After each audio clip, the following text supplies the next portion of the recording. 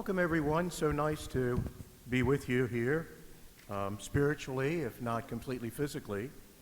We've always talked in the traditional church about the connections among the people of God, and in the old-fashioned way of saying, we said there was the church militant, which was the church at work in the world. There was the church triumphant, which was the saints in the kingdom of heaven, and then there was the church suffering, which we always thought of as the people in purgatory. I don't know why we didn't think about the people in hell, but I suppose we excluded them for the sense of the church. But who knows? God's mercy can go wherever it wants to go. But here we do have the connections, even though we are separated. And the amazing thing is how people are overcoming those isolations by things like opening their windows, stepping out onto their porch. Ferdinand sent me a video that we were told was in Italy, where we had been seeing on the news empty streets and maybe an occasional delivery van going by. And in the empty streets of what normally were packed piazzas in Italy, there was an elderly priest enrobed in the humeral veil and in the chasuble, carrying the monstrance through the streets of the city.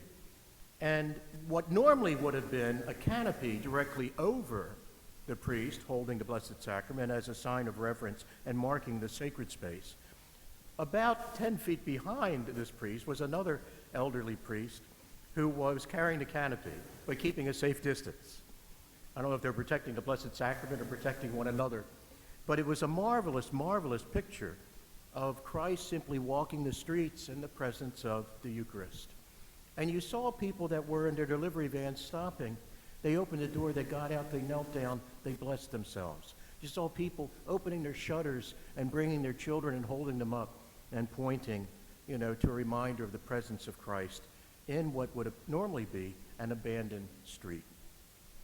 We talked about some way to do that here, and we're still talking about that. I said if we just process around the neighborhood, people might not know we're coming, but if we let people know, it might be a wonderful thing. By the way, you might have seen in some of the Washington Post had an article, and the diocese is also sending us some news. Different parishes are using creative ways to help be in touch with people. And so normally, the 40 days of Lent would be a time for, a very fervent confessions. But people can't come to be close to one another. And so St. John's in Westminster has done this. They've had a drive-up confessional where the priest is sitting out on the parking lot, a nice safe distance from the car and the sinner. They wind the window down and they confess their sins. It's pretty popular. A drive-through confessional, who would have thought? So we're going to work on, St. Louis is going to be doing that. We're going to work on doing that too. We already know that we're making plans to be able to hand out palms on Palm Sunday. And so we're doing our best to be together with you, spiritually, but also in the different ways that we can be present. It might be that it seems strange to hear confession from a car. I remember the time, a billion years ago, this was in the early 70s, when I was at St. Elizabeth of Hungary Church down in East Baltimore, on Baltimore and Lakewood Avenue. And they were restoring, renewing, repainting, and putting in air conditioning in the upper church. So they went down into the hall, which had been outfitted, for banquets. And there was even a section in there where you could pump the beer and get the ice. And so they referred to that as the bar area. So when the church was closed off, our first chance to hear confessions was in what was a bar. When the man came in to be directed to where the confession is, I said, this is kind of strange, but we're going to be hearing confessions in the bar. He said, Father, I don't think you understand. A lot of confessions have been heard in the bars. This is a very normal place for a confession to be heard. And I suppose there was a lot of truth in it. How do we open our eyes to the grace of God in the presence in our world? How do we remove the blindness that we've had where, like idols that are spoken of in the scriptures, where St. Paul says they have eyes but see not, ears but hear not, lips but speak not? Perhaps this is a reawakening for us. The scripture that we had today is awake and and rise from your slumber, and the Lord will be your light. Awake and rise from your slumber, and the Lord will be your light. It's been very, very heartening and edifying for people to be reaching out to one another in so many ways. Today I was just listening on the way to church to a little NPR audio article on the radio, and it said, the schools are closed, but the yellow school buses are still busily going up and down the roads. And I was wondering why. It turned out that the volunteers in the school and the people in the school were cooking, putting together bag lunches, and dropping them off at children's houses who would normally not have anything to eat. It was a time for a different kind of communion, a time for people to really open up their eyes to find the joy of what it means to give yourself for somebody out of love, to be able to make up for part of the emptiness in life, to overcome the isolation, which actually, whether there's a pandemic or not, afflicts so many people. Loneliness, isolation, people being apart from each other, not knowing their neighbors. Here is one of the first pictures that were sent. Scott, can you bring up the Shirley's garden flower? There it is. This is from Shirley Harden. She sent me a picture by text on my phone, and it said, this is from our garden in our backyard. Even on a gray day, flowers are blooming. And then she said reference to us kind of brightening our lives despite the fear, despite the isolation, by looking around us. There's a book there, you can't read the title, but it says, thousands of things that you did not know that you did not know you needed to know and probably don't. Thousands of things that you did not know you needed to know and probably don't. So she's putting her time to good use, as many of us are, I think, in reading. Here's another picture. Or is it a text? Scott?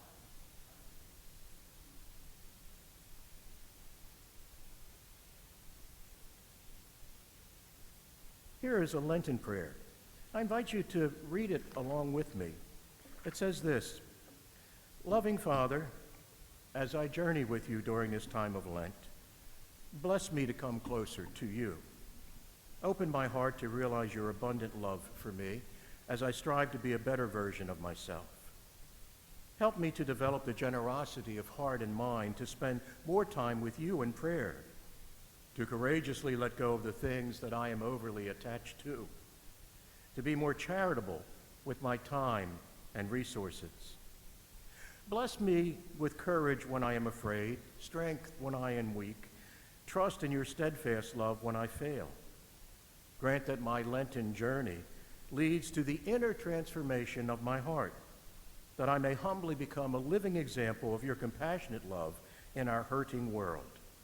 And those two lines are so important, that I may humbly become a living example of your compassionate love in our hurting world. In Jesus' name I pray, amen. Thoreau wrote this. He says, I went to the woods because I wished to live deliberately, to front only the essential facts of life, and see if I could not learn what it had to teach, and not, when I came to die, discover that I had not lived. The teacher, responding to the meaning of these poetic words, says this, these words provide the answer to the question posed by the title of Thoreau's chapter, Where I Lived and What I Lived For.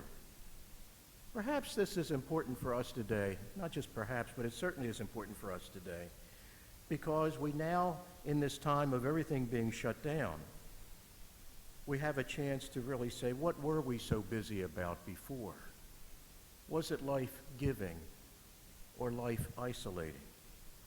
Did it give us a transformation of our hearts and lift up our souls and feed us with the knowledge that we were all sisters and brothers? Was it a time instead for division and even ruthlessness, where I lived and what I lived for?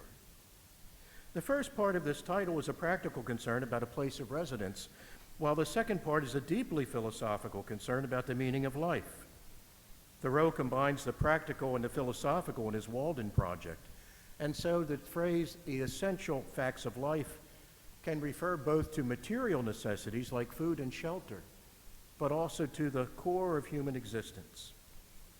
This double aspect of Walden, its treatment of hard facts as well as philosophical questions, is also evident in his mention of living at the end. Taken philosophically, life means not just biological functioning, but also inner fulfillment. The obscure mystical side of Thoreau, which makes him often appear more of a visionary than a philosopher, is evident in his famous phrase, "to live deliberately." On a literal level, he wishes to choose his path of life independently and thoughtfully, subject to his own deliberation and to no one else's.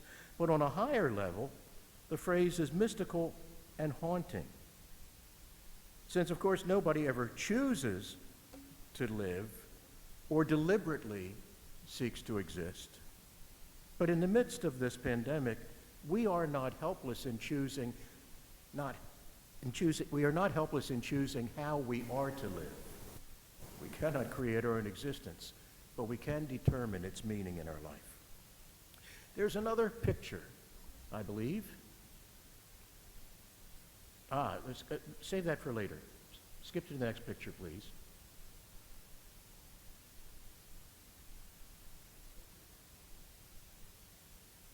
I just gave these to Scott shortly before Mass, so they're suffering the technological defeat that happens when we get involved in electronic devices. This is why Jesus came before technology.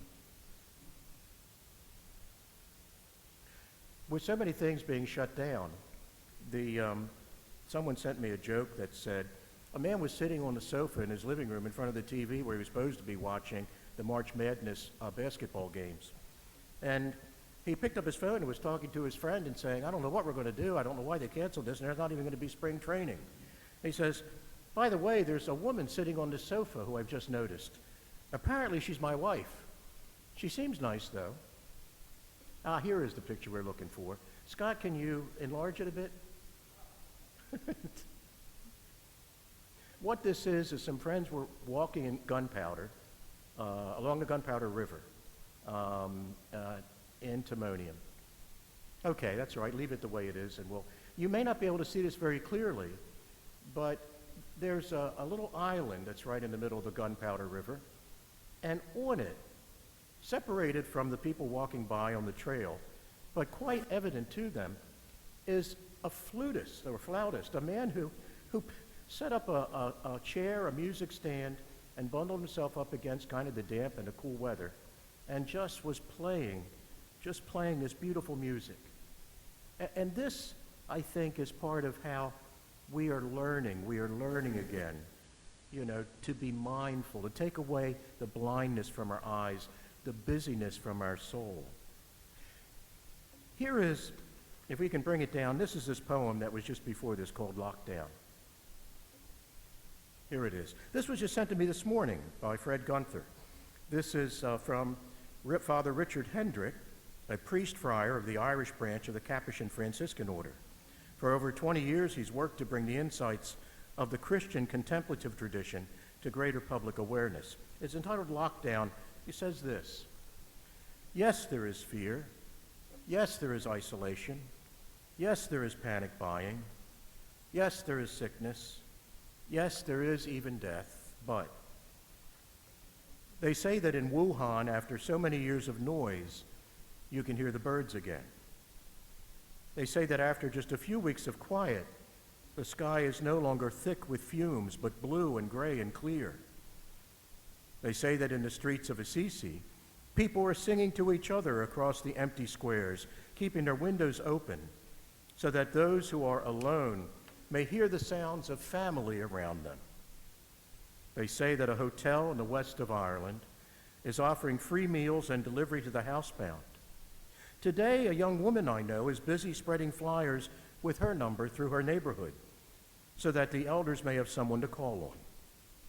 Today, churches, synagogues, mosques, and temples are preparing to welcome and shelter the homeless, the sick, the weary.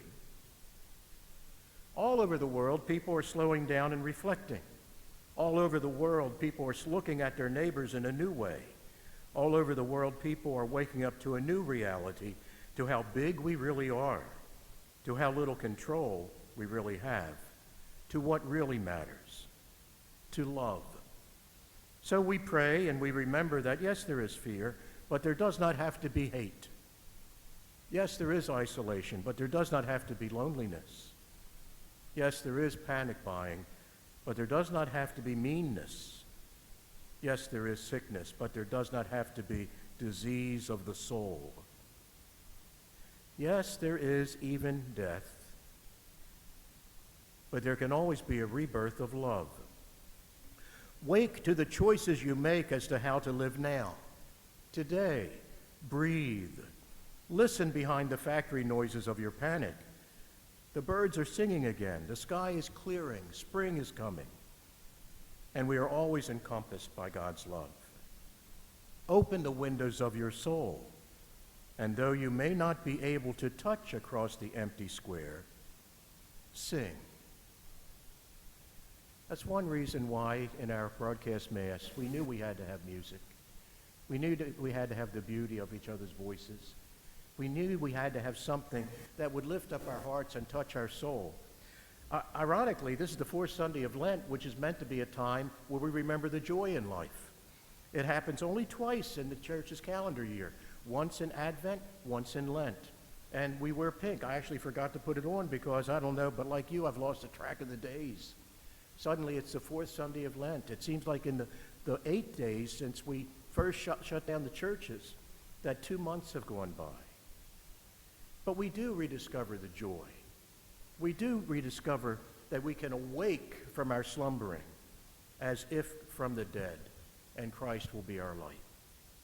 And while we've often said things like, this little light of mine, I'm going to let it shine, sometimes it's only in the deepest darkness that a small light can help everyone to see.